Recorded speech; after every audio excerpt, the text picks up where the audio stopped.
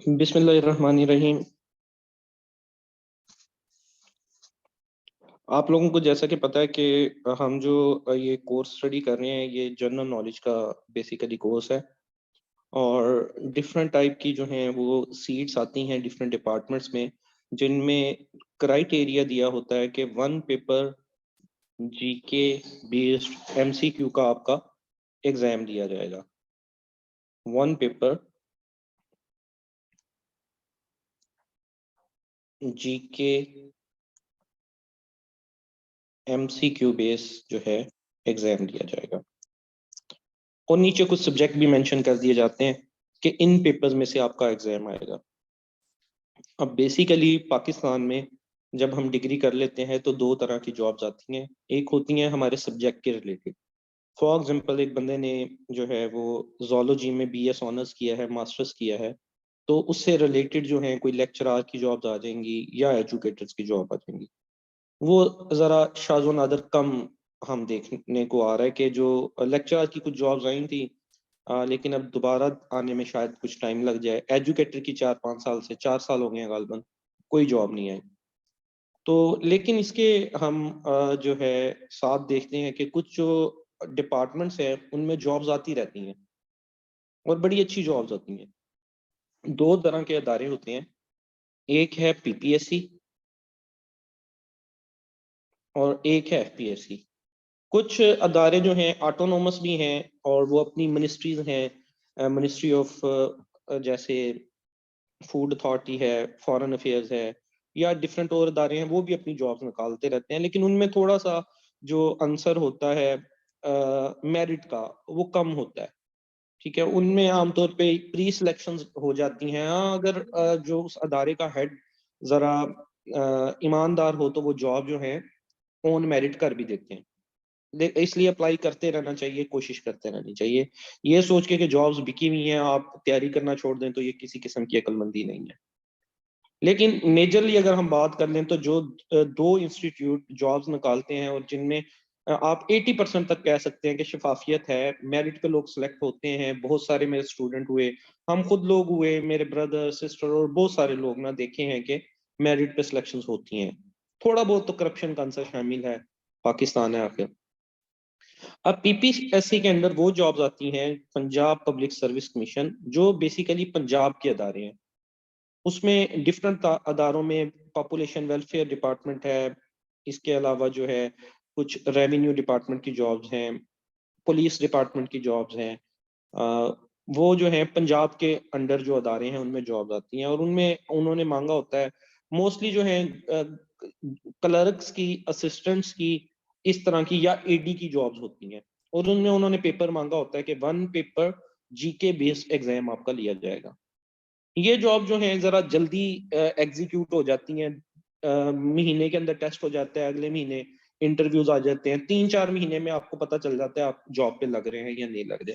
लेकिन इनकी जरा अथॉरिटी कम होती है जो पीपीएससी के अदारे की जॉब्स होती हैं। जैसे कि अभी मॉनिटर्स की जॉब्स आई हुई थी, हमने देखा।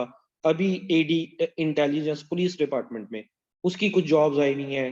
कुछ अकाउंट से रिलेटेड जॉब्स हैं एडी की, और कुछ जो है वो जूनियर क्लर्क की जॉब्स हैं जिनके ऊपर आप लोग अप्लाई कर सकते हैं।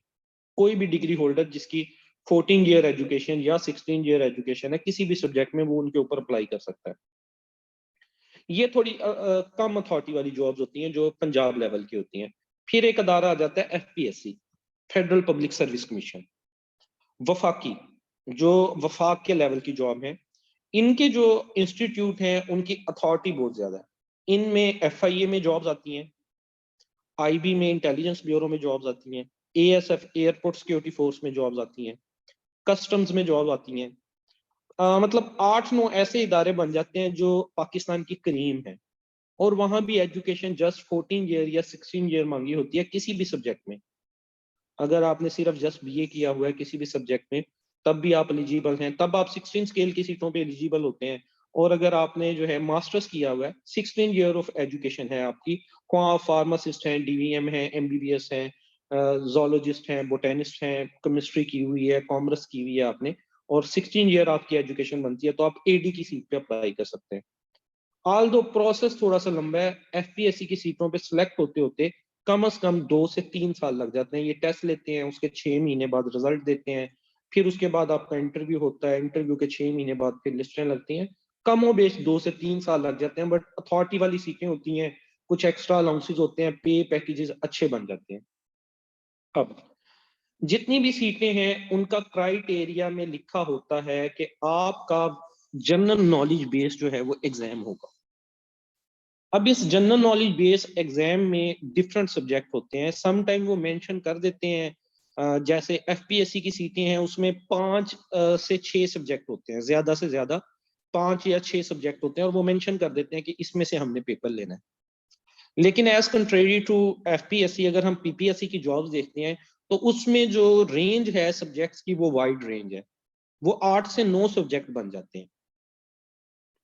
ठीक है, अब चाहे आपने पीपीएससी में अप्लाई किया है चाहे एफपीएससी में आपने अप्लाई किया है, हमें एक जॉब हासिल करने के लिए इन सब्जेक्ट्स के ऊपर कवरेज हासिल करनी पड़ती है, इन सब्जेक्ट्स की तैयारी करनी पड़ती है।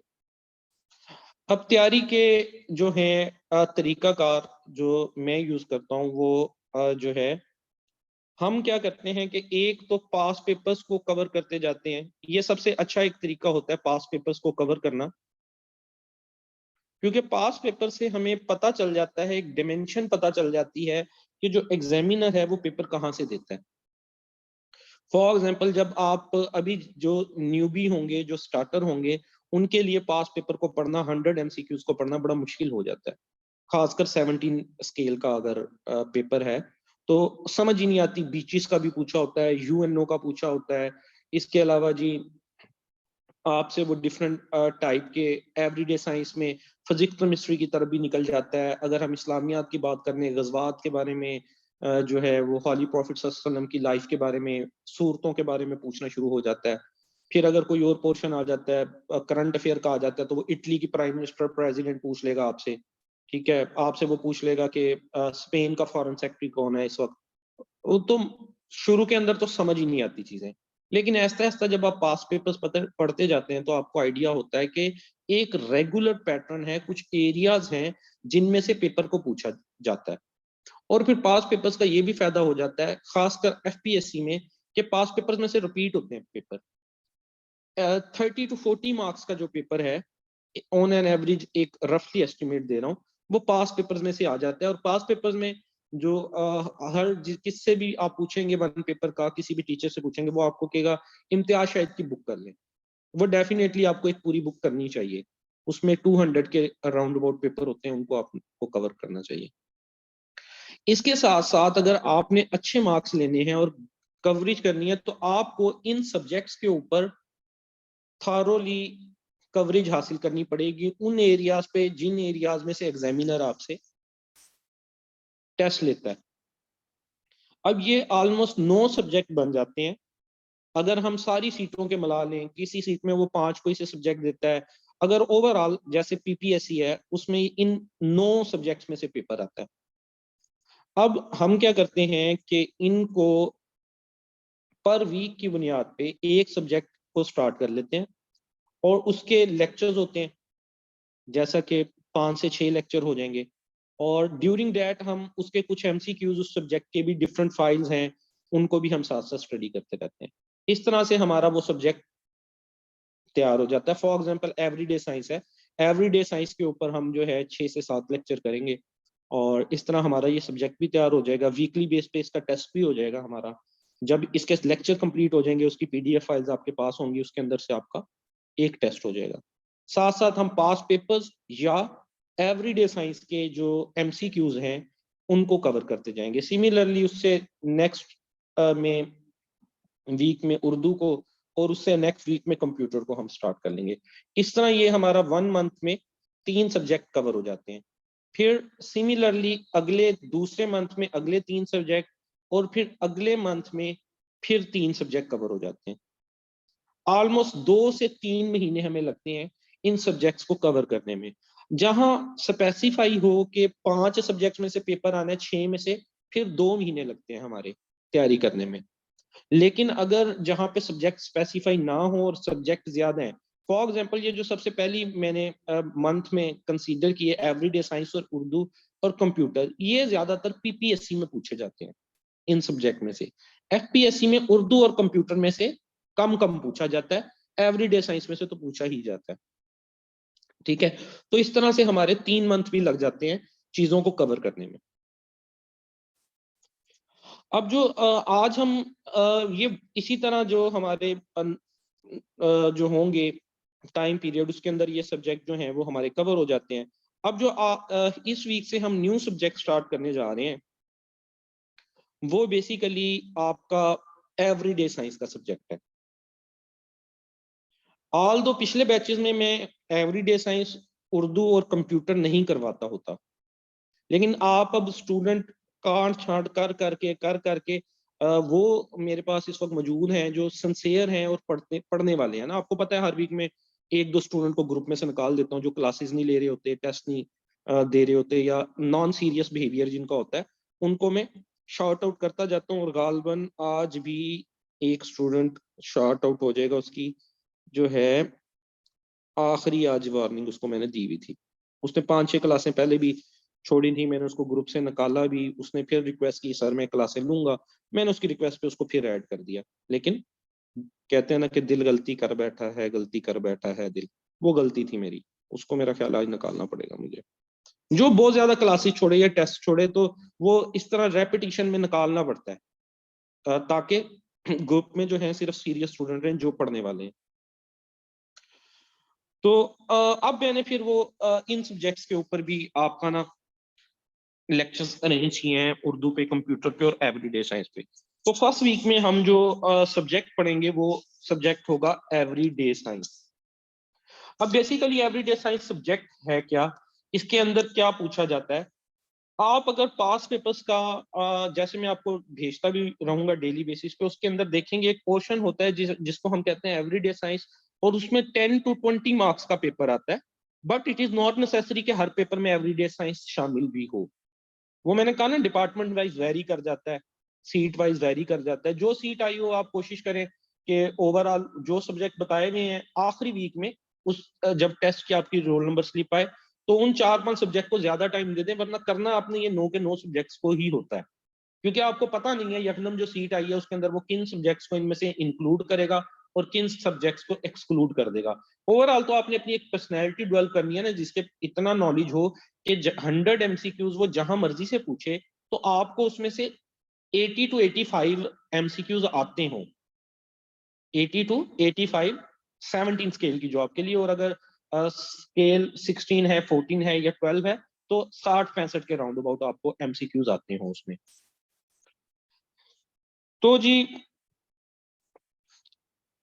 ये जो 10 से 20 नंबर के एमसीक्यू आते हैं एवरीडे साइंस में से, एवरीडे साइंस से एक्सपेक्ट क्या करता है एग्जामिनर हमसे कि हमें किस चीज का पता होना चाहिए। वो हमें कहता है कि डिफरेंट ब्रांचेस हैं लाइफ की, एवरीडे जो हमारी जिंदगी है उसमें डिफरेंट साइंसेस इन्वॉल्व हैं। फॉर एग्जांपल बियोलॉजिकल साइंस, बियोलॉजिकल साइंसेज या बियोलॉजी इन्वॉल्व है हमारी जिंदगी में, तो हमें इसके बेसिक कंसेप्ट का पता होना चाहिए। सेल क्या होता है, डिफरेंट डिस्कवरीज कब हुई, चीजें किस तरह से ऑपरेट करती हैं। फिर हमें एनवायरमेंटल साइंस, इनका जस्ट हिंट होना चाहिए, कोई बहुत डीप जाके हमने इनको नहीं कवर करना होता। एनवायरमेंटल साइंस से मुराद के एनवायरमेंट में जो हमारे पार्ट हैं, डिफरेंट किस्म के जोन्स हैं, एक्वेटिक लाइफ है, हमारी जो है टेरेस्ट्रियल लाइफ है, जमीन पे जिस तरह से चीजें चल रही हैं, फ्लोरा फाना, ये जो प्लांट्स हैं, इनके बारे में बेसिक बेसिक इल्म होना चाहिए। फिर सिमिलरली बॉडी के हमारे जो सिस्टम्स हैं, डिफरेंट डाइजेस्टिव सिस्टम किस तरह से वर्क करता है, जो रेस्पिरेटरी सांस का सिस्टम वो किस तरह से वर्क करता है, ठीक है, लीवर का क्या फंक्शन है, किडनी का क्या फंक्शन है। ये एमसीक्यूज आप पेपरों में पढ़ते होंगे कि लीवर डिटॉक्सिफाई करता है, और ब्लड को क्लीन कौन करता है, ब्लड को क्लीन किडनी करती है। हमारे जो व्हाइट ब्लड सेल्स हैं उनकी कितनी एज है, व्हाइट ब्लड सेल्स और रेड ब्लड सेल्स उनकी कितनी एज है, 120 डेज। व्हाइट ब्लड सेल्स उनकी क्या एज है। साइंस से रिलेटेड कुछ एमसीक्यूज होते हैं। फिर सोलर सिस्टम, ये एक इंपॉर्टेंट पार्ट है ज्योग्राफी इससे रिलेटेड प्लैनेट से मुतल्लिक क्वेश्चंस होते हैं कि सबसे छोटा प्लैनेट कौन सा है, सबसे बड़ा प्लैनेट कौन सा है, सन के जो है करीब तरीन प्लैनेट कौन सा है, जमीन के करीब तरीन प्लैनेट कौन सा है। इस तरह के कुछ क्वेश्चंस जो हैं पूछे जाते हैं। सिमिलरली फिर फिजिक्स, केमिस्ट्री, बायो, इनके बेसिक कंसेप्ट भी पूछे जाते हैं।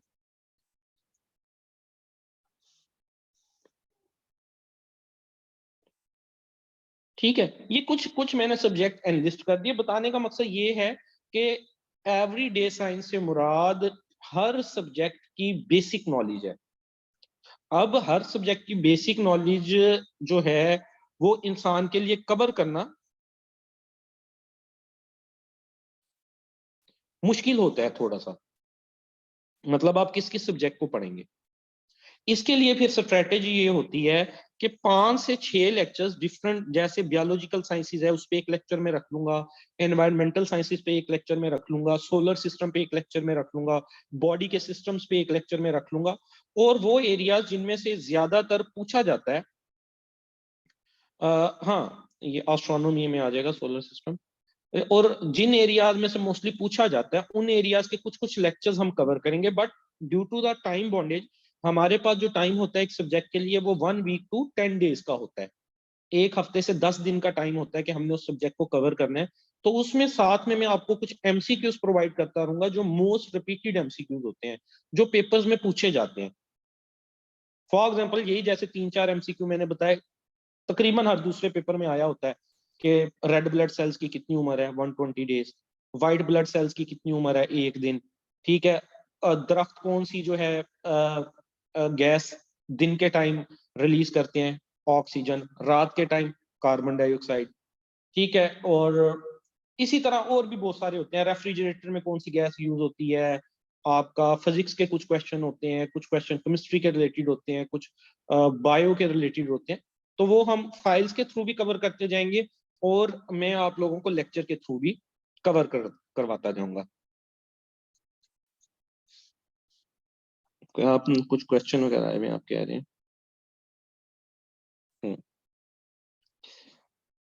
सीएसएस की, जीएसए की book, general science and ability, हाँ वो भी डेफिनेटली जो पीएमएस सीएसएस के स्टूडेंट हैं वो इसको उनको एडवांटेज हो जाता है इस चीज का कि उन्होंने जनरल साइंस एंड एबिलिटी वाला अगर सब्जेक्ट पढ़ा हो, उसमें से भी काफी हद तक एमसीक्यूज के जो पॉइंट हैं वो इस तरफ आ जाते हैं।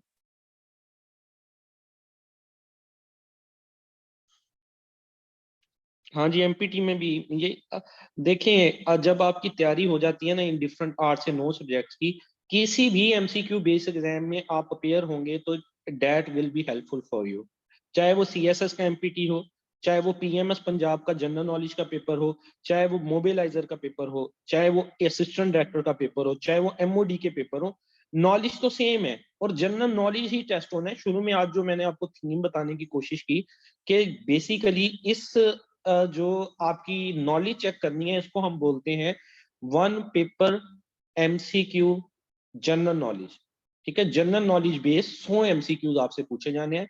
लेकिन that is not so simple कि आप जस्ट आखिरी 10 से 15 दिन में ये चीज डिमांड करें कि कोई ऐसी फाइल हो जिसमें से पेपर आ जाए और आपको उसको अटेम्प्ट कर लें। ऐसा नहीं होता। आमतौर पर स्टूडेंट्स की रविश यही होती है, लेकिन आप लोगों के सामने अनएम्प्लॉयमेंट का इस वक्त हाल है। आपने वो इस्लामाबाद पुलिस का एग्जाम देखा, कितने कैंडिडेट आए हुए हो, और उन कैंडिडेट में इतनी दूर जाके उन्होंने तैयारी भी ना की हो, और 300-400 किलोमीटर सफर करके कोई वहां गया हो, तो वो पैसों का ज़िया है। एक आप सफर भी करके जाए और तैयारी भी नहीं आपकी, मतलब आप up to the mark number भी नहीं ले सकते और उन कैंडिडेट्स में भी शामिल है। तो एटलीस्ट आप अपनी तैयारी तो पूरी रखें कि किसी एग्जाम में अपेयर होने जा रहे हैं तो वहां पे मार्क्स तो अच्छे ले सके ना। ये नहीं कि बस एक इतनी दूर, जहरी बात है सेंटर दूर दूर बन जाते हैं, इतना लंबा चक्कर लगा के जो है आप आ जाएं और उसका अल्टीमेटली आपको कुछ फायदा ना हो। फिर आप डिसहार्ट भी होते हैं, डिप्रेशन में भी जाते हैं, एंजाइटी भी होती है। लेकिन जब आपने तैयारी कर ली होती है और एक दो एग्जाम आपको फेल भी हो जाए ना, तो परेशान नहीं होना होता। ठीक है, ये लाइफ का हिस्सा होता है। आपने इसमें कंसिस्टेंट रहना होता है। कॉम्पिटिटिव एग्जाम में एक एग्जाम दें, दूसरा दें, तीसरा दें, एग्जाम्स देते रहें। ये नहीं कि बस यही समझ लें कि ये आखिरी एग्जाम और इसके बाद जो है लाइफ खत्म है। मोस्टली जब थोड़ी सी आपको हो जाती है ना प्रैक्टिस, फिर आपके जब एक नॉलेज बन गया ना, जिस वक्त आपके एग्जाम क्लियर होना शुरू हो गए, वो नॉलेज किसी ने छीन तो नहीं लेना, आपके सर में डंडा मार के आप गजनी तो नहीं बन जाएंगे, या तेरे बिन के सलमान खान तो नहीं बन जाएंगे कि याददाश्ती चली जाएगी। आपका नॉलेज सेम ही रहेगा ना, तो आप किसी भी एग्जाम में पेयर होंगे, वही एग्जाम आपका क्लियर हो जाएगा। और हम मोस्टली देखते हैं जब लिस्टें लगती हैं, सिलेक्शन होती हैं, एक ही नाम बार बार लिस्ट में आ रहा है, या हमारा कोई कुलीग है, हम देखते हैं एक एग्जाम भी वही उसी का क्लियर है, अगला एग्जाम भी उसी का क्लियर है। उसकी वजह ये होती है कि उन्होंने उस लेवल का अपना नॉलेज बना लिया, तो आपने जस्ट उस लेवल का नॉलेज बनाना है। और ये कम्युलेटिव इफेक्ट है, ठीक है, कि आप देखते हैं कि आपका जो पुप्पो का बेटा है वो जल्दी कहीं पे जॉब पे लग गया 12वें 14वें स्केल की, या प्राइवेट नेस्ले नुस्ले में लग गया और बैठे हैं, और मैं तो सीएसएस की तैयारी यार करी जा रहा हूँ, और जो है पुराने जमाने में देखी थी, अब टाइम ही नहीं मिलता मूवीज देखने का। अच्छा, आप ये सोचते रहते हैं कि यार कितनी लाइफ होगी, 2 साल से पढ़ी जा रहा हूँ और कुछ भी नहीं, ना कोई जॉब है ना कुछ है, और पुप्पो के लड़के ने जो है नेस्ले में जॉब करने के बाद उसके तो 2 बच्चे भी हो गए हैं, वो आपके सामने गाड़ी पे जा रहा होता है, तो डिसहार्ट हो जाते हैं आप। देखिए, that is called cumulative effect. आपका जो नॉलेज है वो बिल्डअप होता जा रहा है, जिस दिन यकदम सीएसएस के पेपर आप क्लियर करके उस सीट पे लग जाएंगे, या किसी और सीट पे लग जाएंगे, तो उस दिन सिर्फ आप लग सकते हैं, वो पुप्पो का बेटा नहीं लग सकता, क्योंकि उसने वो तैयारी नहीं की भी। आपका एक जो है मेहनत ये इकट्ठी होती जाती है, और उसका रिजल्ट फिर यकदम आपको मिलता है, जो पिछले सालों में आपने मेहनत की होती है या जो डिग्रीज आपने ली होती हैं। That is called cumulative effect. आज का लेक्चर सोलर सिस्टम पे ज्यादा और मोटिवेशनल ज्यादा लग रहा है, मुझे लग रहा है। हाँ, रिश्तेदार जो है ना बूस्टर, वो पिछला एग्जाम दिता सी ओदा की बने वो यार।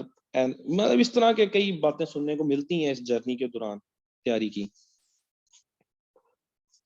तो खैर, अब हम आ जाते हैं अपने लेक्चर की तरफ। आज के क्या आधा घंटा तो मेरा ख्याल है इन्हीं बातों के ऊपर लग गया।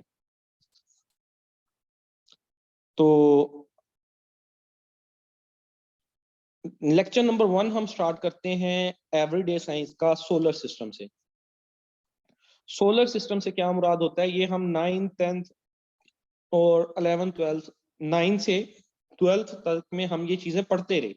और एवरीडे साइंस की चीजें मोस्टली वही चीजें हैं जो 9th क्लास से इंटरमीडिएट तक हम पढ़ते होते हैं, लेकिन हमारे जहनों से वो भूल चुकी होती हैं। जस्ट उन्हीं चीजों को हमने थोड़ा सा रिवाइज करना होता है। तो सोलर सिस्टम होता है सन एंड इट्स फैमिली, सूरज और उसकी फैमिली।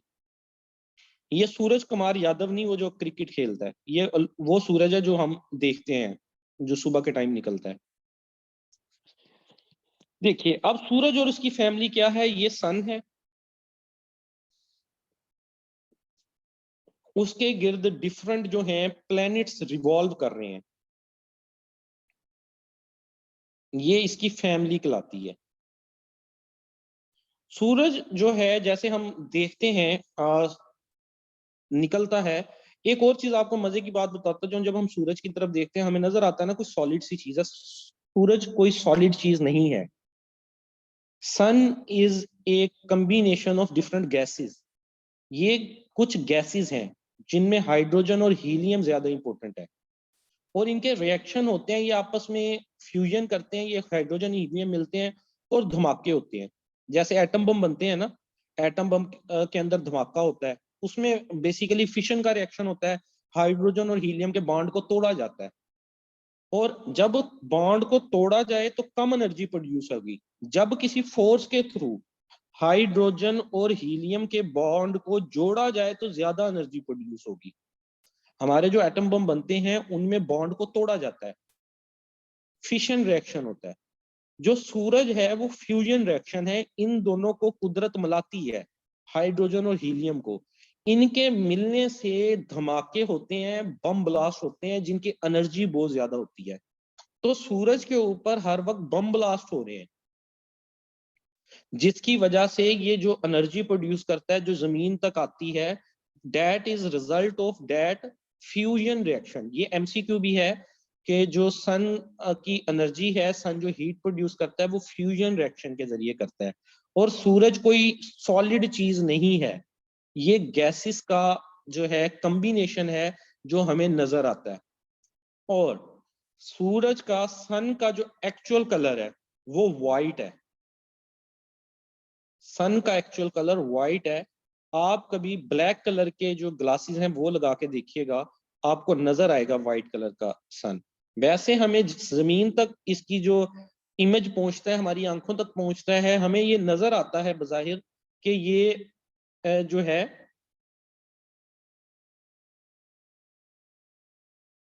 ये जो हमें नजर आता है बज़ाहिर येलोइश कलर, वो स्कैटर्ड होके रेज जब हम तक पहुंचती हैं एनवायरनमेंट से गुजर के, तो फिर वो येलोइश कलर की नजर आती है। और एक और चीज, सूरज से जमीन तक रोशनी पहुंचने में जो टाइम लगता है वो 8 मिनट और 20 सेकंड लगते हैं। हम तक जो रोशनी पहुंचती है सूरज की, 8 मिनट और 20 सेकंड में रोशनी पहुंचती है। डिस्टेंस है ना 150 मिलियन किलोमीटर, 150 मिलियन किलोमीटर का डिस्टेंस है। 15 करोड़ किलोमीटर, कितना बड़ा डिस्टेंस होगा, बंदा सोच के ही हैरान रह जाता है। इतना ज्यादा डिस्टेंस है जमीन और सूरज का। और वहां से बड़ी फास्ट मूव करती है सूरज की शुआएं, रेज, और जमीन तक पहुंचने में वो 8 मिनट और 20 सेकंड लगा देती हैं, जिसकी वजह से जमीन पे जो है वो लाइफ मुमकिन है। अगर सूरज की रोशनी जमीन तक ना पहुंचती तो हर चीज मुंजमद हो जाती, फोटोसिंथेसिस का अमल ना होता प्लांट के अंदर। प्लांट जो है वो हमें फोटोसिंथेसिस होती है, फूड पैदा होती है यहाँ पे, वरना बर्फ जमी होती और लाइफ का सर्वाइवल मुमकिन ना होता। राइट। अच्छा जी, अब सूरज के गिर्द जो प्लैनेट्स हैं ये मूव करते हैं। प्लैनेट्स की तादाद कितनी है टोटल? टोटल कितने प्लैनेट्स हैं, कोई बताएगा आप में से?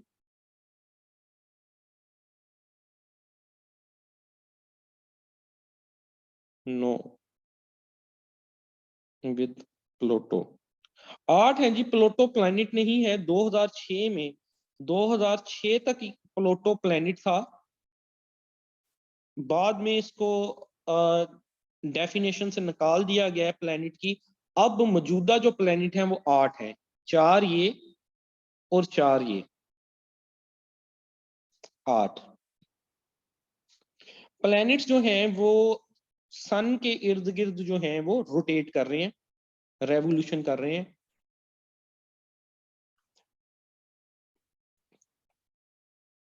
इसके अलावा भी कुछ स्ट्रक्चर जो हैं सन के गिर्द जो हैं वो मूव करते हैं।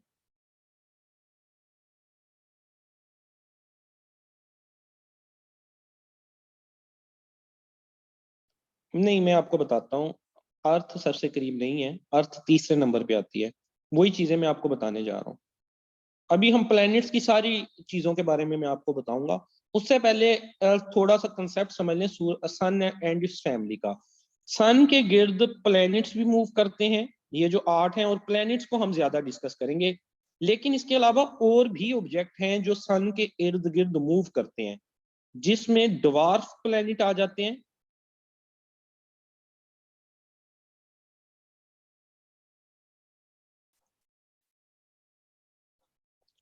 ऑस्टेरॉइड आ जाते हैं,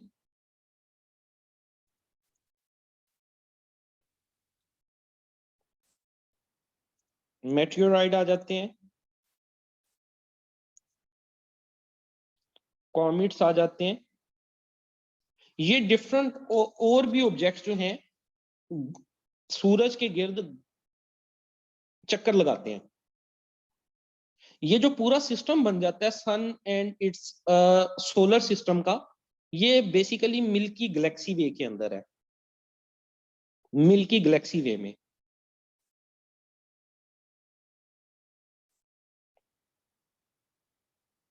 अब जो पेपर में ज्यादा क्वेश्चन पूछे जाते हैं वो पूछे जाते हैं प्लेनेट से रिलेटेड।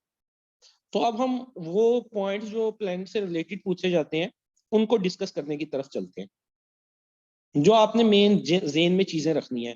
अब तक की कुछ जो मालूमात बताई वो आप समझ लें कि एक्स्ट्रा बोनस था। अगर कोई उसको एब्जॉर्ब करना चाहे तो भी ठीक है, नहीं एब्जॉर्ब करना चाहे तो भी ठीक है। अब उन पॉइंट्स की तरफ चलते हैं जो पेपर के अंदर आते हैं। अब ये देखिएगा कि सन है और उसके गिर्द 8 प्लैनेट्स हैं। मैंने सर्कल लगाया अंदर वाले 4 पे और बाहर वाले 4 पे। जो अंदर वाले 4 हैं वो इनर प्लैनेट्स कहलाते हैं। जो बाहर वाले 4 हैं वो आउटर प्लैनेट्स कहलाते हैं। जो अंदर वाले 4 हैं ना, वो सॉलिड है। इनको टेरेस्ट्रियल प्लैनेट भी कहते हैं। टेरेस्ट्रियल से मुराद होती है रहने की जगह, किसी जगह जहां आप रहते हैं, जमीनी जगह, उसको टेरेस्ट्रियल कहते हैं। जो सूरज के करीब प्लैनेट हैं 4, उनको बोलते हैं इनर प्लैनेट। और जो 4 प्लैनेट सूरज से दूर हैं, उन्हें बोलते हैं आउटर प्लैनेट। आउटर प्लैनेट आप देखें, चारों प्लैनेट्स के गिर्द रिंग्स बने हुए हैं, जैसे इनकी एंगेजमेंट हुई हुई हो, चारों के गिर्द रिंग्स हैं। ये बेसिकली गैस के बने हुए हैं प्लैनेट आउटर। जब गैसेस तेज तेज मूव करती हैं तो कुछ उसके पार्टिकल बाहर की तरफ निकल के एक रिंग बना देते हैं। उसमें जो सॉलिड कुछ जरात वगैरह मौजूद हो, वो बाहर की तरफ निकल के रिंग बना देते हैं। इसलिए आपको बाहर वाले 4 के गिर्द रिंग नजर आ रही है। अब हमें ये भी पता चल गया कि टोटल प्लैनेट 8 है। ये भी पता चल गया 4 उनमें से इनर प्लैनेट हैं, 4 उनमें से आउटर प्लैनेट हैं। इनर वालों को इनर इसलिए कहा जाता है कि वो एक तो सूरज के करीब है, सेकेंडली वो जो है सॉलिड है एज कंपेयर टू आउटर। जो आउटर है वो ज्यादा गैसेस पे मुश्तमिल है, और चूंकि वो सूरज से दूर भी हैं तो उनको आउटर बोला जाता है। हम मजीद आपको इसके बारे में नॉलेज एब्जॉर्ब करने के लिए इन प्लैनेट्स के नाम का पता होना जरूरी है, और तरतीब का भी। तो वो हम लिख लेते हैं। Number 1 mercury, number 2 Venus, number 3 अर्थ, नंबर 4 मार्स, जुपिटर, यूरे सैटर्न, यूरेनस, ये बल्कि जगह कम पड़ी है। इन हम 4 को ऐसे लिख लेते हैं, इनर वालों को, आउटर वालों को नीचे लिख लेते हैं। Jupiter, Saturn, Uranus and Neptune. ये जी टोटल 8 प्लैनेट्स हैं, और इसका एक एक्रोनिम है इनको याद करने के लिए।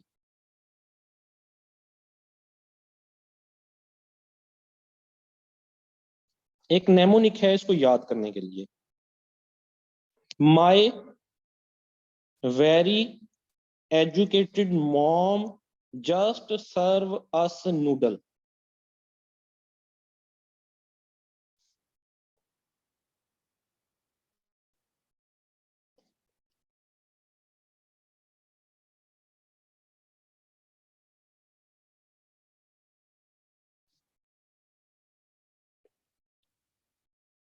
ठीक है जी, ये एक एक्रोनिम आप लिख लें।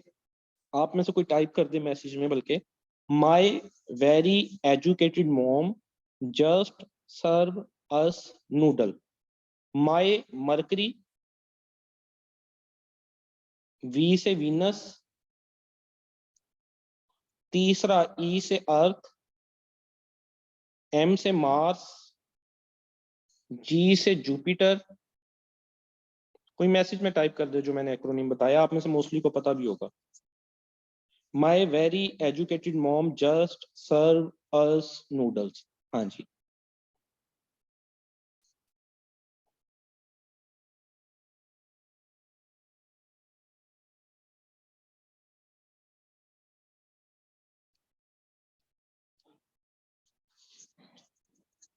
तो इससे आप सबसे पहले तो, जिनको पता होगा इनके नाम का, उनके लिए तो आसान है। जिन्होंने पहली दफा ये नाम सुने उनके लिए थोड़ा सा डिफिकल्ट होगा। तो कोई बात नहीं, ये आपको जब मैं आपको स्लाइड्स प्रोवाइड कर दूंगा तो वहां से भी आप चीजों को याद कर सकते हैं। अब जब आपने इस एक्रोनिम से याद कर लिया, my very educated mom just serve us noodle, ये हर एक का पहले इनिशियल से शुरू हो रहा है। माई मरकरी, वेरी एजुकेटेड वी से वीनस, ई से एजुकेटेड, जस्ट लाइक दैट। अब ये तरतीब वाइज नाम है, जिस तरह ये सियारे दिखाए गए हैं उसी तरह नाम है। तो अगर अब एग्जाम में पूछा जाता है हाँ जी, मार्स को मरकरी बोलते हैं, बिल्कुल नहीं, Mars is not mercury, mercury पहला है। ये हमने नाम, जो उर्दू मीडियम है, मैं खुद भी उर्दू मीडियम से स्टडी किया हूँ, तो उर्दू के नाम भूलने में बड़ा टाइम लगा, यकीन करें। इंग्लिश के नाम याद करने में इतना टाइम नहीं लगा जितना नाम उर्दू के नाम भूलने में लगा। इनके नाम होते थे मरकरी, अतारद, वीनस, जोरा, अतारद, जोरा, जमीन, मुरीख, मुश्तरी, इस तरह करके कुछ नाम, जुपिटर, मुश्तरी होता था। फिर आगे सैटर्न, यूरेनस, नेपच्यून के भी कुछ नाम होते थे उर्दू वाले। लेकिन अब पेपर इंग्लिश में होने हैं, तो अगर हम वो उर्दू वाले नाम भूल भी जाएं तो कोई मुज़ायका नहीं, और अब हम इंग्लिश में याद करें। मार्स जो है उसको मुरीख बोलते हैं। अर्थ और मार्स करीब करीब हैं, इसलिए मुरीख पे ये आइडिया लेते हैं साइंटिस्ट के लाइफ हो सकती है। खैर, सबसे पहला पॉइंट आप ये देखें, अब आपसे कोई पूछे सूरज के करीब तरीन सियारा कौन सा है, तो आप कह सकते हैं मरकरी। सूरज के करीब तरीन सियारा कौन सा है? मरकरी। और अगर आपसे पूछें कि फारदेस्ट प्लैनेट कौन सा है सन से, तो आप क्या कहेंगे? फारदेस्ट कौन सा है, दूर तरीन? नेपच्यून, जो 8वें नंबर पे है, डेफिनेटली ये वाला, ये सबसे दूर है नेपच्यून। सबसे करीब जो है वो मरकरी है।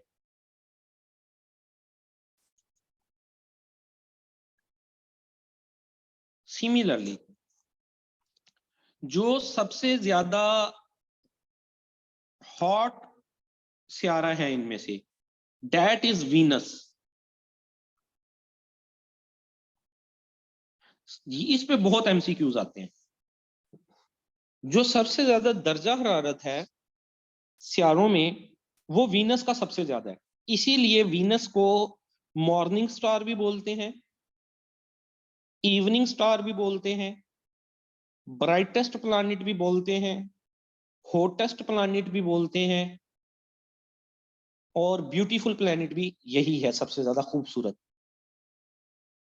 बेसिकली ये इनके नाम जो है ना, सियारों के देवताओं के नाम पे रखे गए हैं। वीनस एक ब्यूटी ऑफ, एक मलका होती थी जो बहुत ज्यादा खूबसूरत थी, ब्यूटी ऑफ गोडेस, हुस्न की देवी, तो उसके नाम पे इसका रखा गया। क्योंकि इनको देखना स्टार्ट किया था ग्रीक लोगों ने, वो बुत परस्त थे, यूनानी लोग। तो वो फिर अपने देवताओं के नाम पे, इतना बड़ा सियारा ये देवता है, उन्हें नजर आता था ये देवता है, तो इस तरह देवताओं के नाम पे सियारे रख देते थे, सियारों का नाम रख देते थे। अब यहाँ एक सवाल पैदा होता है कि सूरज के सबसे करीब तरीन सियारा कौन सा है? मरकरी। तो मरकरी को सबसे गर्म होना चाहिए था ना, हॉट होना चाहिए था, ब्राइट होना चाहिए था। मॉर्निंग स्टार, इवनिंग स्टार, या जितने भी नाम एसोसिएटेड हैं ड्यू टू इट्स हॉटनेस, वो मरकरी को होना चाहिए था। बट यहां मैंने आपको बताया कि ये सारे नाम एसोसिएटेड हैं वीनस के साथ। क्यों? इसकी वजह यह है,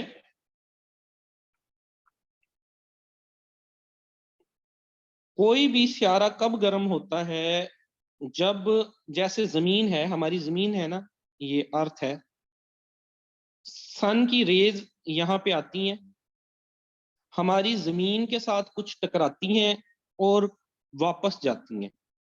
लेकिन हमारी अर्थ के इर्द गिर्द ओजोन लेयर है, कार्बन डाइऑक्साइड की लेयर है, कुछ लेयर तो सूरज की आ जाती हैं अंदर, लेकिन ये वापस नहीं जा पाती। जमीन से टकराती हैं, कुछ जज़ब हो जाती हैं, कुछ प्लांट यूज कर लेते हैं, कुछ हम यूज कर लेते हैं, फिर ये वापस की तरफ मुड़ती हैं, ठीक है, रिफ्लेक्ट बैक होती हैं। लेकिन हमारी अर्थ के इर्द गिर्द गैसेस का एक ब्लैंकेट है, कार्बन डाइऑक्साइड, ओजोन। हम सुनते हैं ना क्लाइमेट चेंज हो रहा है, जमीन गर्म हो रही है, टेम्परेचर ज्यादा हो रहा है, और ओजोन लेयर को बचाना चाहिए, कार्बन डाइऑक्साइड, फ्लोरोकार्बन, हाइड्रोफ्लोरोकार्बन वगैरह, इनकी एमिशन कम करनी चाहिए ताकि जमीन ज्यादा गर्म ना होती जाए। सूरज की सारी एनर्जी अगर ट्रैप कर ले जमीन, तो इतनी वो गर्म हो जाएगी कि इंसानों का रहना मुश्किल हो जाएगा। अब ये सारा कुछ क्यों है? क्योंकि अर्थ के इर्द गिर्द जो है वो ब्लैंकेट है गैसेस का, कार्बन डाइऑक्साइड का और डिफरेंट गैसेस का, जो कि सूरज की रोशनी को वापस जाने नहीं देते, कुछ को नहीं जाने देते। तो जो मरकरी है बेसिकली उसके इर्द गिर्द ऐसा कोई ब्लैंकेट नहीं मौजूद। उस पे जो सूरज की डायरेक्ट पड़ती है रोशनी, ये वाला मरकरी है पहले नंबर पे, first one is mercury, second one is Venus. तो जो मरकरी है उसके गिर्द गिर्द ब्लैंकेट नहीं है, जिसकी वजह से जो रोशनी पड़ती है वो वापस रिफ्लेक्ट बैक हो जाती है। जबकि जो वीनस है उसके इर्द गिर्द ब्लैंकेट है कार्बन डाइऑक्साइड का। जो रोशनी आती है वो ट्रैप हो जाती है, जो हीट आती है वो ट्रैप होती जाती है और ये और गर्म से गर्म होता जाता है। इसलिए वीनस जो है वो सबसे ज्यादा हॉट प्लैनेट है, ब्यूटीफुल प्लैनेट है, morning star, evening star, hottest planet, brightest planet इसी को बोला जाता है। इस पे एमसीक्यूज आते हैं पेपर में।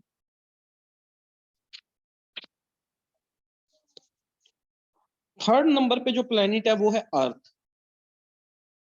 थर्ड जो प्लैनेट है वो अर्थ है, तीसरे नंबर वाला। Earth is sandwich between Venus and Mars.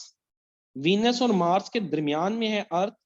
जो वीनस है उसको अर्थ का ट्विन प्लैनेट भी कहा जाता है,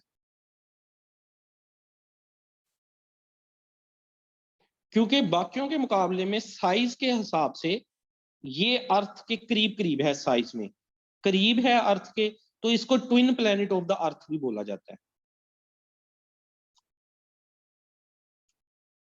इसके बाद कुछ जो प्लैनेट है वो कलर्स के हिसाब से भी हैं। कुछ एमसीक्यूज प्लैनेट के पूछे जाते हैं। पूछा जाता है ब्लू प्लैनेट किसको कहा जाता है, रेड प्लैनेट किसको कहा जाता है, एंड ग्रीन प्लैनेट किसको कहा जाता है। तो ब्लू प्लैनेट जो है वो अर्थ को कहा जाता है, रेड प्लैनेट जो है वो मार्स को कहा जाता है, और ग्रीन प्लैनेट जो है वो यूरेनस को कहा जाता है।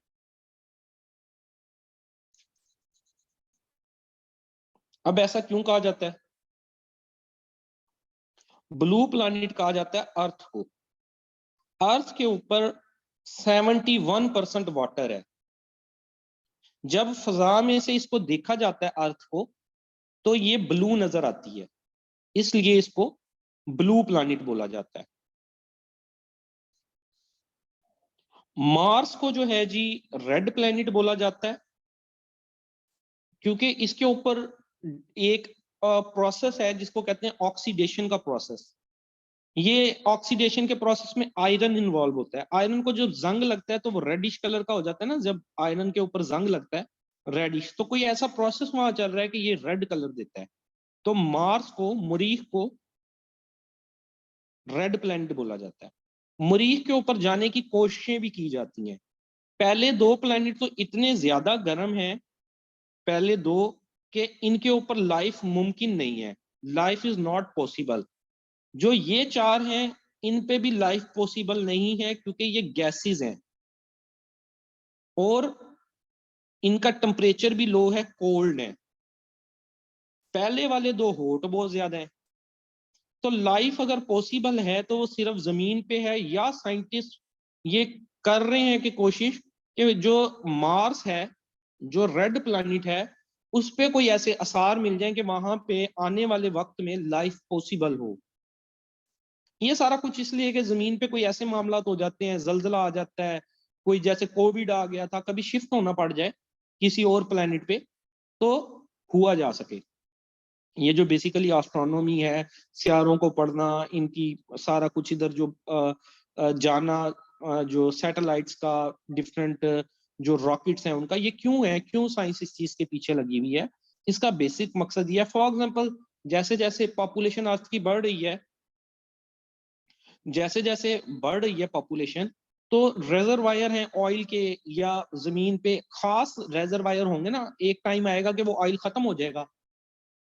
एनर्जी जो है, जमीन से ऑयल निकलता है, वो एक टाइम आएगा खत्म हो जाएगा। उसके बाद दुनिया क्या करेगी? हर चीज ऑयल पे चल रही है, गाड़ियां हैं, मशीनरी है, कारखाने हैं। अब डिफरेंट जो प्लैनेट्स हैं अगर उनको स्टडी करते जाते हैं तो मे भी पॉसिबल किसी प्लेनेट पे और पे हमें जो जखायर मिल जाए ऑयल के, जो जमीन तक लाए जा सके, या और कोई इस तरह की आउटब्रेक हो जाती है जमीन पे जो कि यहाँ से शिफ्ट होना पड़ते, किसी और प्लेनेट पे जाना पड़े, तो साइंटिस्ट और भी बड़े सारी हैं, कहीं पे डायमंड्स के जखायर मिल जाएं, कहीं पे गोल्ड के जखायर मिल जाएं, कोई और ऐसी चीजें मिल जाएं जो ह्यूमन के लिए जो है बेनिफिशियल साबित हो सके। उसके बाद जी ये यूरेनस को मैंने बोला कि ग्रीन प्लैनेट बोला जाता है। आपने यहाँ देखा भी कि जो है कलर के अंदर ये ग्रीन लग रहा है, तो यहाँ पे बेसिकली ये गैस होती है जिसका नाम है मीथेन गैस। मीथेन गैस की वजह से इस प्लैनेट का कलर जो है वो ग्रीन नजर आता है, तो ग्रीन प्लैनेट यूरेनस को बोला जाता है। फिर एक प्लैनेट है उसको बोला जाता है रिंग प्लैनेट। कोई उसका नाम बता सकता है? रिंग प्लैनेट कौन सा है?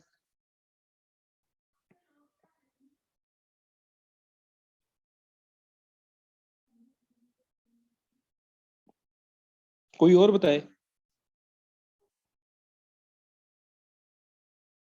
कोई और बताए।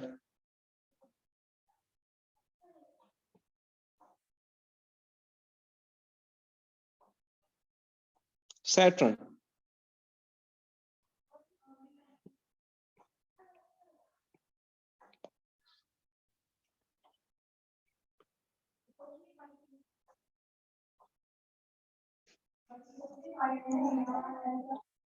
सबसे ज्यादा वाजिया रिंग कहाँ पे नजर आ रही? नहीं, यूरेनस भी नहीं है, आप मुझे भी जो है वो कंफ्यूज कर रहे हैं, यकीन करें, इतना आसान क्वेश्चन था। ये जो है जुपिटर भी नहीं है, सबसे वाजिया रिंग किसके गिर्द नजर आ रही है आपको यहाँ पे? अभी वो मैंने यहाँ से मिटा दिया, वरना वो आप लिस्ट में देख लेते। मरकरी, वीनस, अर्थ, मार्स, पहले चार। Jupiter, Saturn, Uranus and Neptune. तो सैटर्न जो है वो रिंग प्लेनेट कहलाता है, जुपिटर के बाद सैटर्न है। हाँ जी, इसके गिर्द सबसे वाजिया रिंग्स हैं। वैसे तो चारों के गिर्द रिंग है, लेकिन सबसे वाजिया रिंग जो है वो सैटर्न के ऊपर है। ये देखिए ना, माई very educated mom just served अस नूडल्स, ये नाम है इनके। Mercury, Venus, earth, Mars, Jupiter, Saturn, Uranus and Neptune.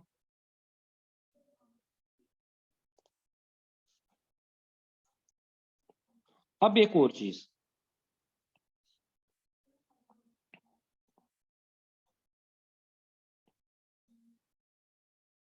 एक मिनट में आपका वो भी ले लूं, स्क्रीनशॉट अटेंडेंस का। नवीद आ गया है, बच गया। हाँ, लेकिन सुन नहीं रहा, इसका माइक शो नहीं हो रहा कि ये मुझे सुन पा रहे हैं। नवीद, आपको आवाज नहीं ना आ रही? क्योंकि माइक ही नहीं शो हो रहा आपका। अच्छा चलें, एक और चीज, हम लास्ट कंसेप्ट देखते हैं। वो कंसेप्ट ये है कि आपको पता है कि जमीन के कितने चांद हैं? जमीन का एक चांद है। आपके कितने चांद हैं? हर बंदे अपने अपने चांद भी बता दें। आफ्ताब, आपके कितने चांद हैं? एक हम इंसानों के अपने चांद भी होते हैं ना, तो मेरे चांद हो। आपके तीन है, आपका कोई नहीं है? यार एक्सचेंज कर लो, जिसके पास तीन है वो एक इधर दे दे। अक्सा का भी कोई नहीं है, इधर भी कोई नहीं है, कोई चांद नहीं है, जिंदगी बेरौनक है। चलें, कोई बात नहीं। अल्लाह आप लोगों को जो है चांद जल्द से जल्द अता करे। आपके दो हैं, एक मम्मा और एक पापा। गुड। जिसके तीन है उन्होंने अपने जो है छोटे छोटे बच्चों का वो जो है नेफ्यू वगैरह उसके बारे बता दिया। चांद के नखरे देखें बनते हैं, चांद आखिर होगा तो उसके नखरे तो होंगे। चलें।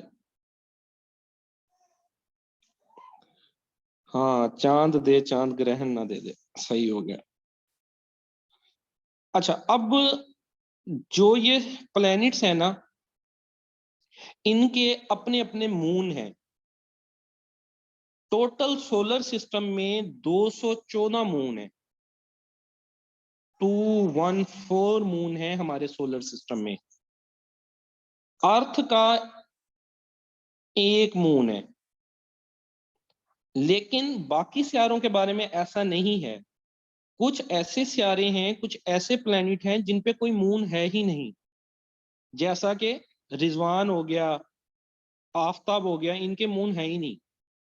सिमिलरली मार्स, मरकरी का भी कोई मून नहीं है, जीरो।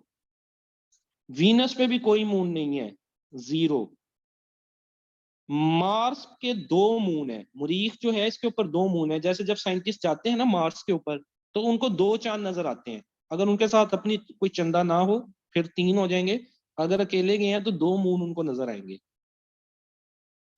सिमिलरली ये जो इनर प्लानिट है इसके ऊपर तो कम मून है। जैसे आप नंबर याद रखते हैं ना लड़कियों के, इसी तरह इस कोड को याद रख लें जो मैं लिखने जा रहा हूँ, 0012। इसके बाद देखिएगा जुपिटर के 80 चांद हैं। हेरानो परेशान हो जाएगा जो जुपिटर पे जाएगा चांद देख देख। सैटर्न के 83 मून है, यूरेनस के 27 और नेपच्यून के 14। 2 मिनट मुझे एक दफा ये दोहराने दें, 0012 27 14। हाँ गालबन यही है, आगे आप देख भी लेंगे इनको ना। तो इसको जैसे आप याद रखते हैं लड़कियों के फोन नंबर, तो इस नंबर को याद रख लीजिए, 0012 80 83 27 14। नो, 8 डिजिट्स है ना, इन 8 डिजिट्स को याद रख लीजिए। और ये भी याद रख लीजिए जो पहले चार हैं उनके ऊपर बहुत कम, पहले दो जो हैं उनका कोई चांद ही नहीं है, बेचारे जो हैं सिंगल फिर रहे हैं।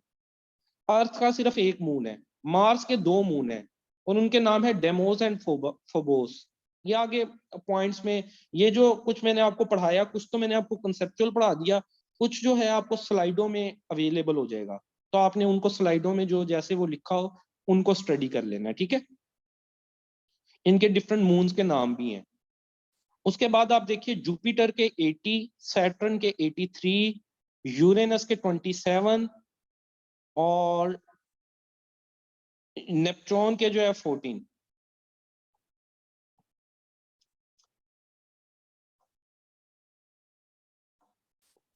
वाह क्या बात कह दी, आप खुद भी सोचें आपने आखिर क्या बात कह दी। चलें, तो ये टोटल जो है 214। अच्छा, इनमें थोड़ी बहुत तादाद ऊपर नीचे भी मून की डिफरेंट सोर्सेज पे है, लेकिन ये जो मैंने सोर्सेज मून की जो बताई आपको, चांदों की तादाद बताई, ये मैंने नासा की वेबसाइट से ली, जो इस वक्त अपडेटेड तादाद है वो ये है। हो सकता है यहाँ लिखते हुए एक आधा फिगर ऊपर नीचे हो गया हो, आगे भी स्लाइड में मौजूद है ये इस तरह कोड लिखा हुआ, आपने उसको याद कर लेना है। तो इसके मुताबिक सबसे ज्यादा मून किस प्लेनेट के हैं बताइएगा।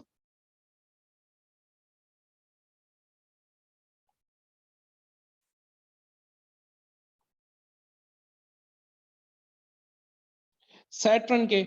और सैटर्न को ही रिंग प्लेनेट बोला जाता है, इसका मतलब इसके काफी ज्यादा मून है, काफी ज्यादा एंगेजमेंट्स हैं इसकी, जिसकी वजह से इसको रिंग प्लेनेट भी बोला जाता है सैटर्न को। 83 मून्स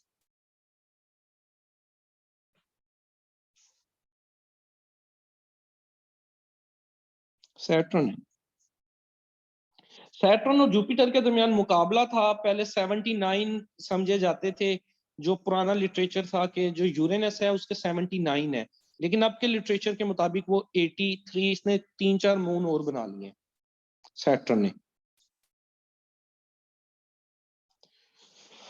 अच्छा, अब आप लोगों के मैं मैसेज पढ़ूं, वाह जी वाह। सरदार आफ्ताब कहते हैं इसके चेहरे की चमक के सामने सादा लगा, आसमान पे चांद पूरा था मगर आधा लगा। वाह जी वाह क्या बात है, काश शेरो शायरी लिखनी होती पेपरों में। शादी नहीं, ये सिर्फ चांदों पे चल रहे हैं।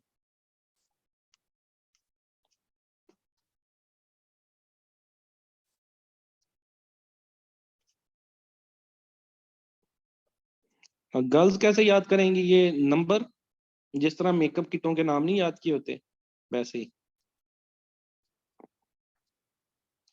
जुपिटर के 67 ये ओल्ड लिटरेचर के मुताबिक है, नासा की वेबसाइट पे जाएं। जुपिटर के 9 80 हैं और सैटर्न के 83 हैं।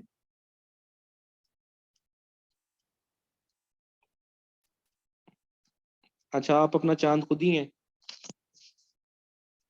ये भी ठीक है। चलें, और किसी का कोई क्वेश्चन क्वेश्चन क्वेश्चन?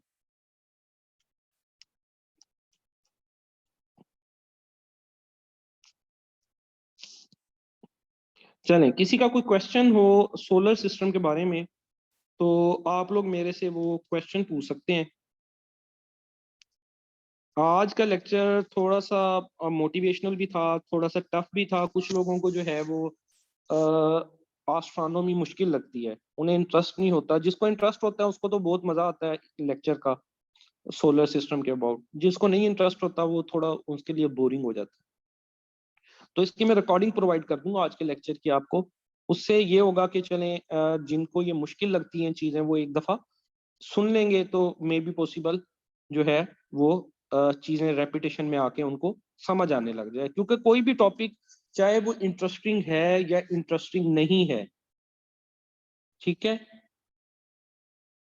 आपको वो करना पड़ेगा, क्योंकि that is requirement of our paper.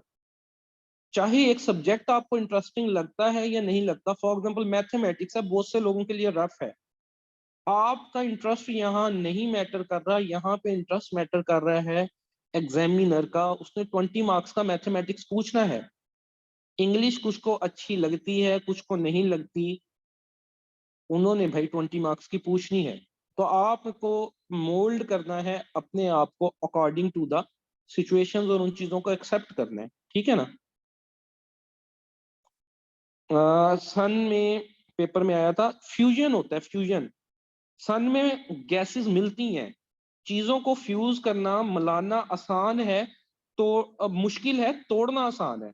जो एटम बम है उनमें तोड़ा जाता है, फिशन रिएक्शन होता है, हाइड्रोजन और हीलियम के बॉन्ड को। हाइड्रोजन बम सुना है ना। लेकिन जो सूरज है उसमें फ्यूजन हो रही है, मिल रहे हैं मॉलिक्यूल। जब वो मिलते हैं तो जो जमीन के एटम बम का धमाका है उससे भी कई बड़ा धमाका आसमान पे होता है जो हीट प्रोड्यूस करता है।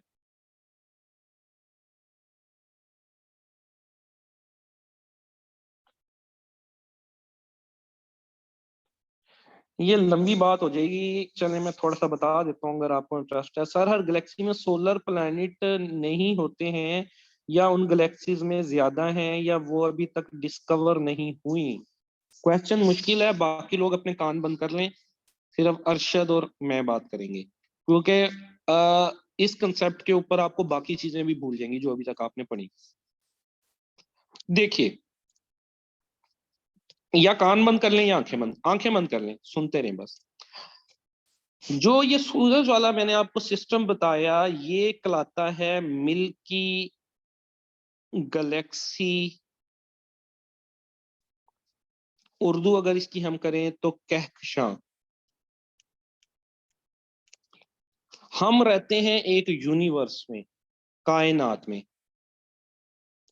इस कायनात में बहुत सारी कहकशाएं हैं, जिनमें से एक कहकशां मिल्की गैलेक्सी है। सिमिलरली इसके करीब एक और कहकशां है जिसका नाम एंड्रोमीडा है। सिमिलरली एक और गैलेक्सी है, कुछ छोटी गैलेक्सियां हैं, कुछ बड़ी गैलेक्सियां हैं। ऐसे ऐसे करके बहुत सारी कहकशाएं हैं हमारी यूनिवर्स में, जिनमें से एक सिर्फ कहकशां है जिसका नाम है मिल्की गैलेक्सी, जिसमें सूरज है, राइट। अब जो दूसरी कहकशाएं हैं उनके भी अपने अपने स्टार्स हैं। आसमान पे आपको सितारे नजर आते हैं, ये जो सितारे हैं ये हर गैलेक्सी का स्टार है, मेन सूरज है, सन है। हमारा जो सितारा है, हमारे गैलेक्सी वे का, सोलर सिस्टम का, हमारे सोलर सिस्टम का सितारा सूरज है। आसमान पे जो सितारे नजर आते हैं वो अलैदा अलैदा, उनके अलग अलग अपनी कक्षाएं हैं। जैसे मैंने बताया हमारी कक्षा का नाम है मिल्की गैलेक्सी, उसमें एक सूरज है जो कि एक सितारा है। ऐसी बॉडी जो अपनी रोशनी खुद पैदा करती है सितारा कहलाती है, स्टार कहलाती है। जो दूसरे स्टार हैं वो दूसरे गैलेक्सियों के सूरज हैं बेसिकली। ये जो हमें सितारे नजर आते हैं ये बेसिकली सूरज हैं, लेकिन ये बहुत दूर दूर गैलेक्सियां हैं, हमसे बहुत दूर दूर और कक्षा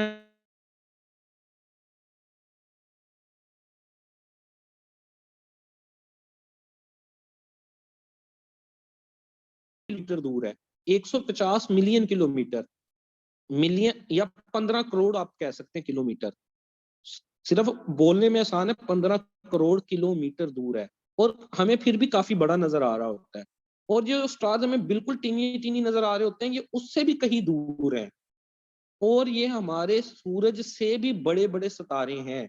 हमारा जो सूरज है वो एक डवार्फ स्टार है, एक बोना सितारा है, छोटा सितारा है।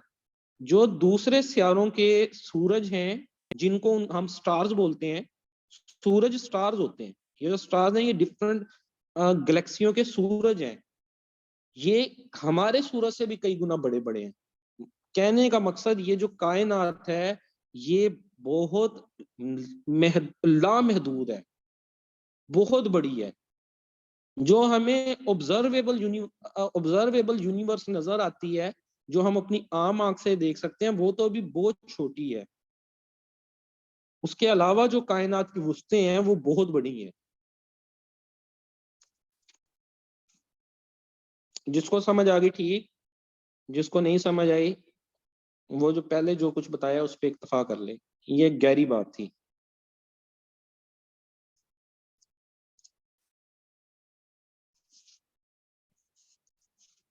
अभी इससे भी बड़ी हैरत अंगेज बातें हैं। अभी ये जो गैलेक्सियां तो आम आंख से नजर आती हैं, फॉर एग्जांपल गैलेक्सियों की जो तादाद है ना वो अरबों में है, बिलियंस में है।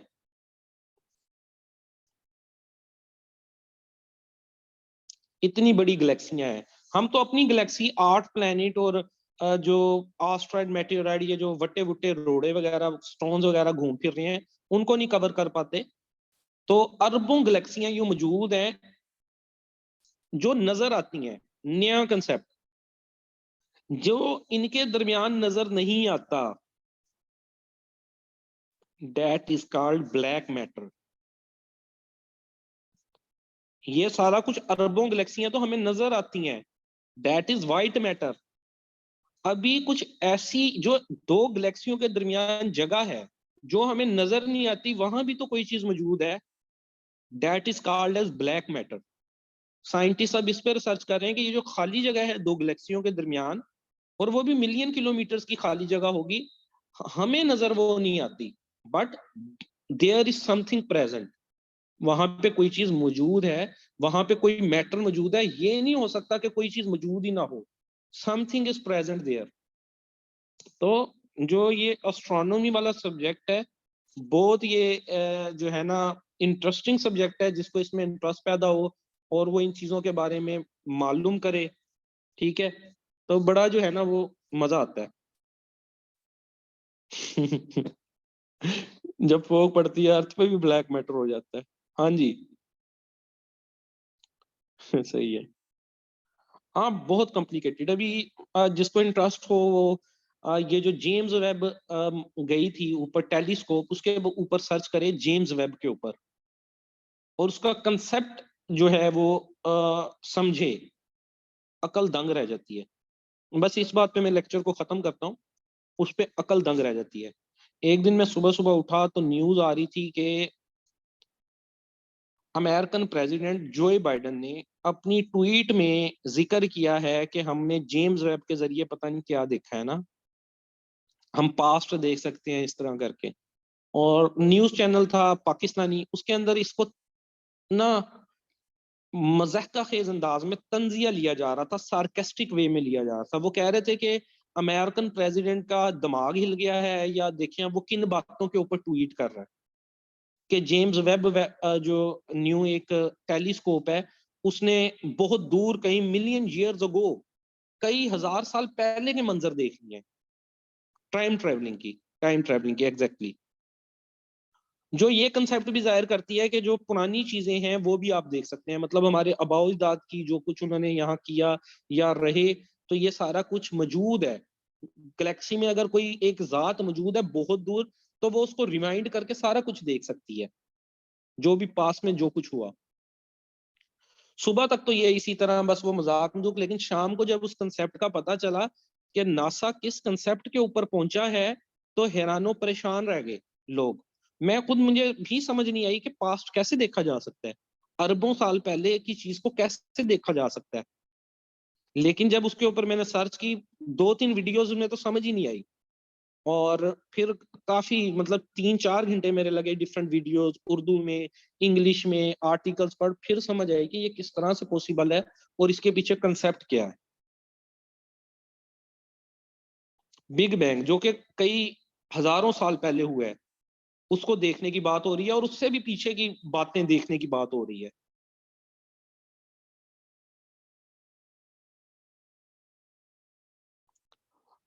एग्जैक्टली भी पॉसिबल होगा। हाफ लाइफ का भी आप कह सकते हैं, बड़ी लंबी बात हो जाएगी। हाँ, ये छुट्टी देना बनती है, बहुत लंबी बात हो जाएगी उस कंसेप्ट की। चले ठीक हो गया जी, ये मैं आपको इसकी रिकॉर्डिंग भी भेज दूंगा, ये लेक्चर की स्लाइड्स भी भेज देता हूँ। एक पेपर मैंने आप लोगों को कल भेजा था, एक पेपर मैं आज आपको भेज रहा हूँ, उनको भी स्टडी कीजिए। ठीक है,